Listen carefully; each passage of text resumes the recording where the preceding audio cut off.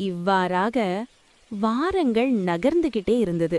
ஒரு காலை ஷட்டர் திறக்கும்போது அவன் கவனிச்சான், ஒரு முகம் சிரிப்போட கடைய நோக்கி வருது. அந்த முகம் சென்ற வாரம் கடன்ல மளிகை வாங்கின நபர். அண்ணே, சம்பளம் வந்துடுச்சு. நீங்க செய்த உதவி உங்களுக்கு சின்னதா இருந்தாலும் எனக்கு பெருசு. உங்களால தான் என் குழந்தைங்களோட பள்ளிக்கூட கட்டணம் முடிஞ்சது. மடிச்சு வச்ச பணம் மேசையில. அந்த வார்த்தைகள் காசு மாதிரி அவனை நெருக்கல. மனசுக்குள்ள ஒண்ணு அமைதியா உட்கார்ந்துக்கிச்சு. சென்ற வாரம் வாங்கின பணத்தை பெற்றுக்கோங்க அண்ணே. பணம் வாங்கும்போது அவன் கண்ண பார்த்தான். அங்கே நந்தி பொய்யா இல்ல. அண்ணே, ஒரு யோசனை. பள்ளி திறக்க போகுது. நோட்டு, பேனா, ஸ்டேஷனரி நீங்க வாங்கி வச்சா நாங்க சொல்லிடுவோம். அவன் போன பிறகும் அந்த வரிகள் நின்னுக்கிட்டே இருந்தது.